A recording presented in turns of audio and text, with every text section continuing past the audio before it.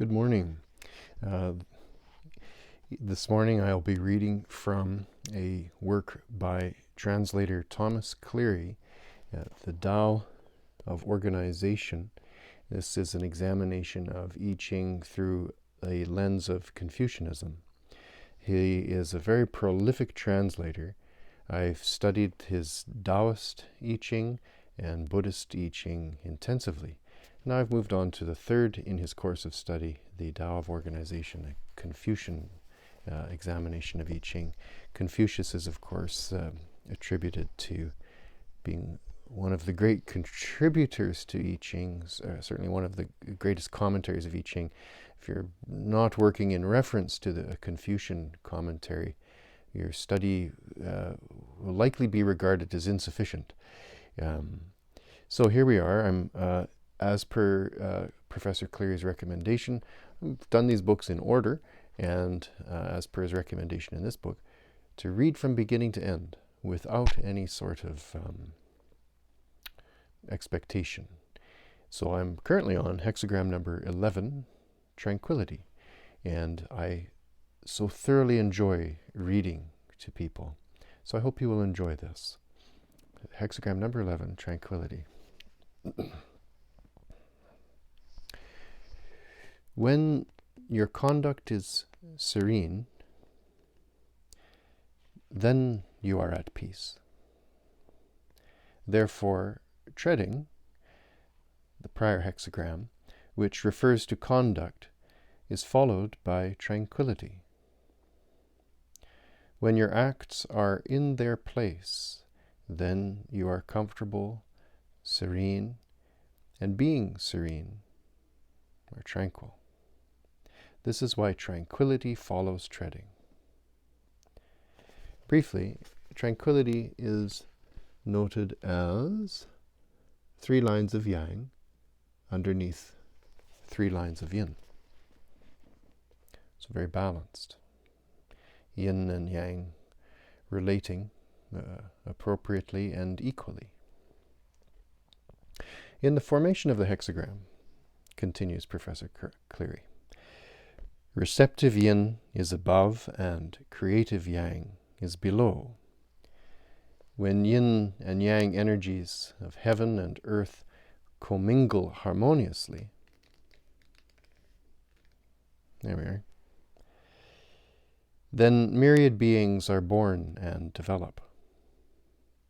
This is expressed as tranquility, in the sense of getting through successfully and being serene. The sense of something working and thereby being secure. Tranquility. The small goes, the great comes, auspicious success. I think to pause momentarily, all studies in the I Ching, all 64 hexagrams, I think, aim toward your peace of mind. In my book, the I Ching ECOLOGY, which is, of course, inspired by Professor Cleary's work, I advocate the neurological experience of wonder, that this is the healthiest thing your brain can do and can experience, is wonder, a kind of a full stop of isn't this incredible? This one chance at life, isn't it incredible? And the I Ching it's like as you study it, as you move further into it, it's kind of like a ratchet strap, and you sort of, as you tighten down on something, that mechanism, it locks, and it locks, and it locks. And so too, as you study I Ching, you steadily march toward your own sense of wonder, acceptance, a breadth of thinking in your mind as to what you observe. Arguments can be made that being psychic is quite natural, that our brains are capable of these things. I'd like to suggest I've had glimmers of that, but I'll let others decide. So, tranquility, the small goes, the great comes, auspicious success, tranquility. The small is yin. The great is yang. This is neither negative or positive. It's just kind of what is. Going means going outside. Coming means coming inside. When yang energy descends and yin energy rises, they commingle. When yin and yang harmonize, myriad beings grow, affecting the tranquility of the universe. Now, I suppose Carl Sagan might disagree with that statement. He says it's quite hostile and there's things blowing up all the time. However, it's not like those things mind. I mean, they're doing what they're doing. They're blowing up, there's gases traveling around, there's darkness, there's black holes, there's immense speed of things. Like, it's all just kind of happening like the weather. It actually is tranquil. It doesn't have an opinion about itself. Expressed in terms of human affairs, the great is the leadership above, the small is the workers below.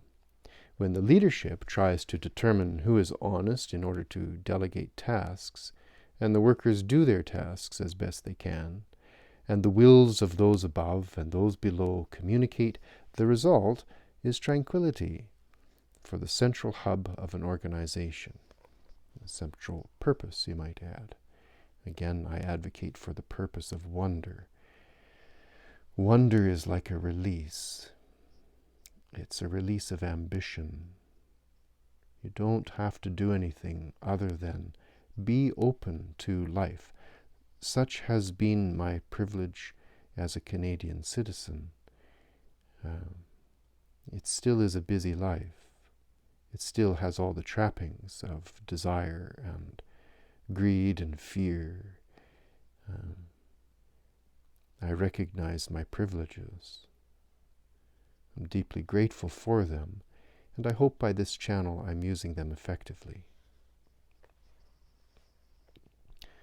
Yang is the leadership. Yin is the ordinary citizen. When the leader comes and settles within, and the citizenry go and settle outside, this means the leadership is in its place. Now remember, in I Ching, everything is metaphor. So we're not talking about, we could be talking about a very literal leadership that is outside of you and has some sort of authority upon you, or you can be actually pointing towards your own good leadership. What is it that you aspire to? Where in life are you leading yourself? What is it of you that demands work? Who and what are the workers within you? Well, those workers are your skills. The leadership is your better idea of what you would like to experience in this life and the qualities by which you will get to that goal. Leaders in the place, okay. When the leader comes and settles within, the citizenry go out and settle outside. This means the leadership is in its place, and the small people are subordinate. So those voices inside of you that say, "Oh, I don't want to do this today. Oh, do I have to?" Those type of things. That's smallness. Really, your goals, to achieve your goals, which I hope includes peace of mind. Like, success really is contentment. When you achieve a thing, there's this sense of, I did that.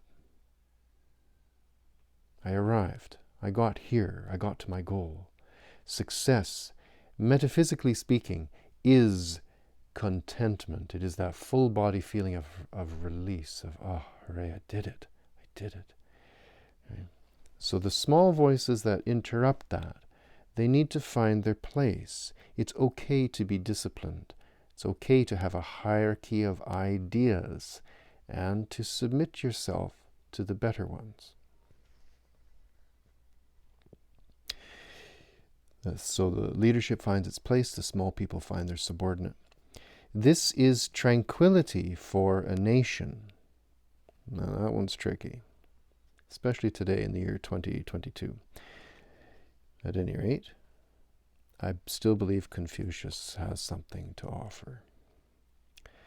The path of tranquility is auspicious and successful, but the reason the text does not say very auspicious or very successful is that there are ups and downs with time, and there are greater and lesser governments. Not going to open that one up. Even though we may use a general word like tranquility, it is not really susceptible to simplistic generalizations. In any case, when it says auspicious and successful, this can be inclusive. Well, there's a hot button as well. Inclusivity. Why is that so difficult?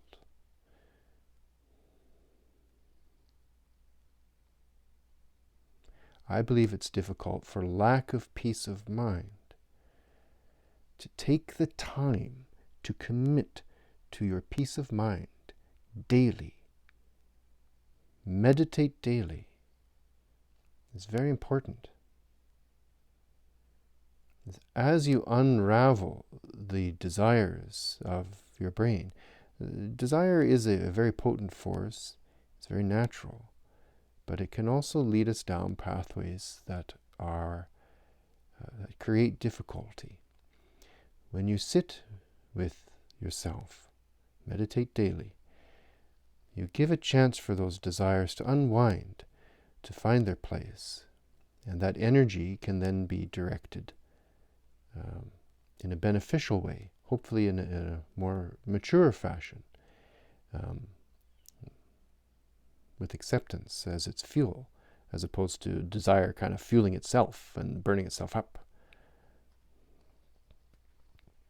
So the challenge of inclusivity, I think, can be acknowledged with relaxation, presence of mind, the pursuit of tranquility. That's the introductory part of tranquility. The text now moves into studying each line of yang or yin as a subset or a lesson within the bigger lesson of which I just read. So again, kudos to the very prolific professor, Thomas Cleary. His books are published at Shambhala Publishings. I highly recommend his books be added to your library. With I Ching, it is of course important to read as many translators as possible, or as many contributors as possible. I do hope you'll also consider adding my book to your library, I Ching, ECOLOGY. I advocate for wonder, the experience of wonder, the pursuit of wonder. I would like to say simplicity. That simple takes discipline. Allow yourself 15 minutes in the morning to sit, just with a cup of tea, to sit. There's so many ways to beautify your practice, to allow for that sense of release, relaxation, and pleasure. The simple pleasure of being alive is worth your attention. To draw all of your wonderful human effort and energy and all your strengths onto your presence of mind for 10 minutes a day, even 5 minutes a day. That becomes, we'll say, addictive, but not in a corrosive way, in a way that encourages your curiosity, a sense of kindness. We are built on kindness. When your breath moves into the deepness of your belly, when you bring in a full body of oxygen, it goes right to your brain. It washes your brain. And pay attention to that feeling of your brain being washed over with fresh oxygen. It can give you a full body tingle. That is meditation in action. The invitation of tranquility we'll pick up with in another video. I hope you have an absolutely beautiful day. Meditate daily.